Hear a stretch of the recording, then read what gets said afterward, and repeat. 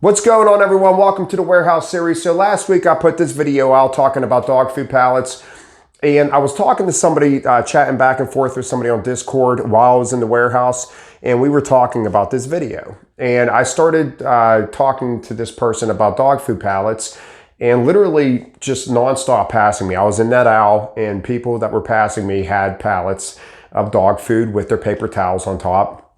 And I started snapping pictures of their stuff. And I was like, okay, I'm going to do a part 2 of this because I just want to prove my point that when you have little bit of bags and you start spreading them apart, spreading them over your pallet, that you're going to end up with a poor pallet. You need to keep them together. You need to stack them together. That way they are out of the way. Now, when you have cardboard boxes, whether it's paper towels or whatever it is, coming after your dog food items, it is very hard to stack on bags. So if you only have 6 to 10 to 15 bags, then don't stack on them, okay? Put them in a corner of your pallet, stack them straight up, and you don't have to worry about stacking on them. How do you tell? How do you tell at the beginning of your order that you're not gonna have a lot of bags? It's the count, okay? You get used to the count. So at our warehouse, I have not even selected a dog food aisle yet, but I've seen what comes with the dog food aisle. It's dog food, and it's on top of that, it's the paper towels and stuff of that nature, cereal. So if I heard in my count at the beginning of my order that I have 110 cases at 90 locations, I know that I'm not going to have a lot of bags.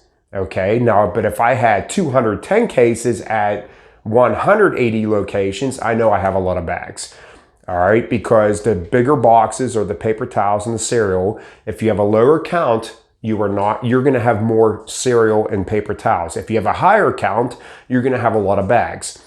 So it's really important to pay attention to the beginning of your order whenever it's telling you how many cases at how many pick locations.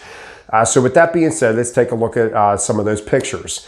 So the first picture I'm going to show you, I just snapped this. This is literally, I could do this every single video. Every video I could do this, all right? What do I always tell you? Don't stack like this in this part of the pallet. I could do this every video. I just want to show you this to start it off with. Guys, I just put out a video talking about the block, all right? This is not the way the block comes in, okay? Dog food goes a 5 block. So why we are stacking this way in this part of the pallet, I have no idea. It shouldn't be done, all right? So that is the first pallet that I want to get out of the way. I took that through the rack. As you can see, it was a little discreetly. All right, so before we get to the next picture, if you guys could subscribe to the channel, I'd really appreciate it. I appreciate everyone's support on the channel and through Discord. So if you want to be a member of Discord, that link is in the description below. And if you want to subscribe to the channel, I'd appreciate it. Leave comments. Guys, give me a thumbs up. All right, so this picture right here, once again, guys, I got all my yellow dots on what, maybe like 1, 2, 3, 4, 5, 6, maybe 6 bags that the front of this pallet, they stacked those 3 bags with whatever that is up front there. And where I have my little yellow diagram, that's where I would have stacked all the bags that are on the back of this pallet. I would have stacked them right up the front corner of that pallet. And then I would have had flat laundry detergent boxes to stack all my paper towels on. We need to quit spreading our bags across the pallet. The corner, I got the blue area pointing to the corner. I talk about having high corners. That's a high corner, but that's also a case that doesn't need to be on the corner. Guys, that case, this detergent down here could have easily been brought out to the corner. This is what happens when you don't build from your corners in. This is what happens when you're building from the inside of your pallet out. Why we build from the inside of the pallet out, I don't know, but that's exactly what happened on the base of this pallet. I guarantee it. They built from their inside out, and they were left with a small piece of their pallet sticking in the corner, so they shoved this case in there upright like that. So corners in, guys. Solid cases on the corners, and then this case could have been flat on top of that case in the corner of that laundry detergent. So that's the second pick I want to talk about. All right, the third pick I want to talk about is this one right here. Once again, guys, there is not a lot of bags on this order. Where I have my little white box up in the corner is where I would have stacked these cases at. Another thing I wanted to point out is that back in the corner where I have that orange arrow at, they have Pop-Tarts back there that are on top of bags, but look how they are brought in. I mentioned a while ago in a video that when you're wrapping your pallet, sometimes you just need loose wrap on there to keep the cases from shifting. You do not want to hand tight these things whenever you're not done selecting your pallet. So basically, from what I see, is they hand tight, like they really wrap tightly around this pallet, and they brought their cases in. You're shrinking the cases in. Sometimes when you put wrap on, you want to put it on loosely just to keep the cases from sliding off your pallet. Not so much like your end product where you're hand tightening it, because this is what happens where my orange arrow is. You start bringing your cases towards the middle of the pallet, then you're going to have this crazy looking pallet. So that's another thing I want to talk about. Sometimes you don't always have to hand tighten that wrap up. Just put a loose layer on, but I would have definitely focused on putting my bags up in the upper corner after listening to my case count. Guys, how many cases at how many pick locations is very important. You get in a rhythm of doing this stuff.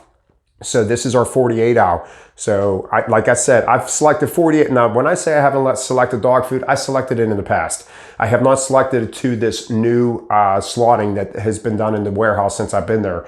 But guys, I've selected dog food in the past, and I know when I hear my slotting, or when I hear my case count, that I know if I'm going to have a lot of bags or very little bags. All right, guys, once again, this picture right here, I just want to look at, the far blue arrow I'm just pointing to is that they literally are building from the inside of their pallet out again.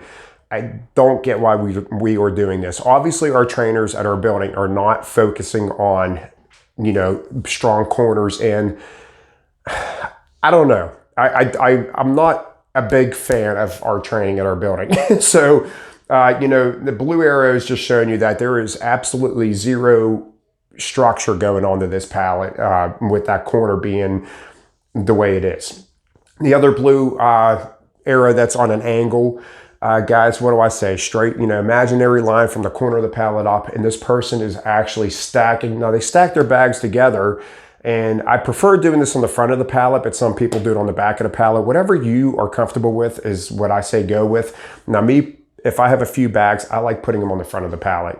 But they are stacking this like steps going up. You want that imaginary line going straight up. Guys, you got to keep that pallet. You got to keep those imaginary lines all the way up.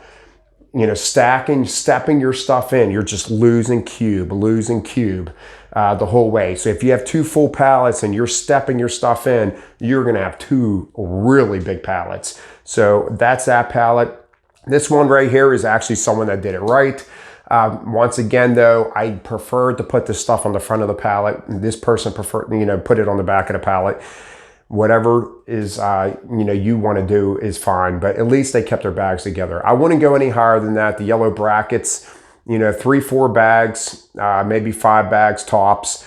But I wouldn't go call on stacking these bags any higher than that. I would start a new row somewhere.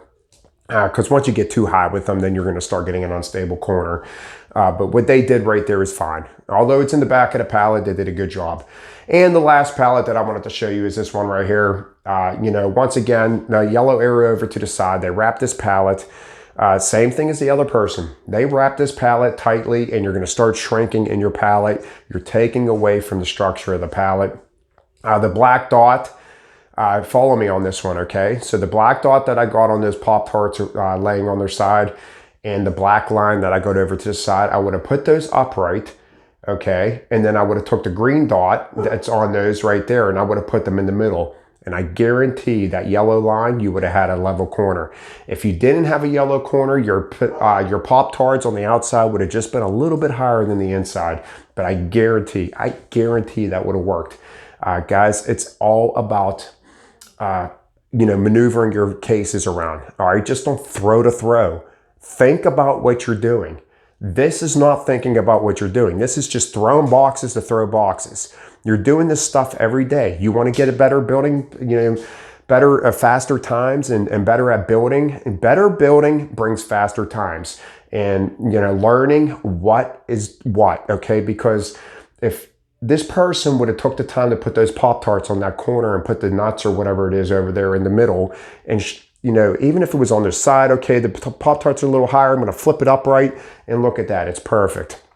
Playing around with cases is how you learn how to build pallets. If you're just throwing the throw, then this is what happens. You know, in the case, the yellow arrow up on the corner up there, you know, they have that on their side. Why? I have no idea. Not only is it on its side, but it's facing long ways. It should be facing towards the middle of the pallet. Guys, once again, I will snap as many pictures of dog foods as I possibly can because the people in our warehouse are royally screwing them up. You know, I am going to probably start volunteering for some overtime just so I can build my own pallets and show you what I'm talking about whenever I do it. But just from glancing at these pictures, I could tell they are so wrong.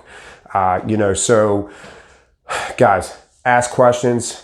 Send me your pictures. If you're building like this and you think, you know, hey, you know, what can I do differently? But remember what I just said. When you're on your training weeks, you should be moving cases around as much as possible. You know, like I just talked about the Pop-Tarts and those peanuts or whatever they were. You know, maneuver cases around so you can get a level playing field.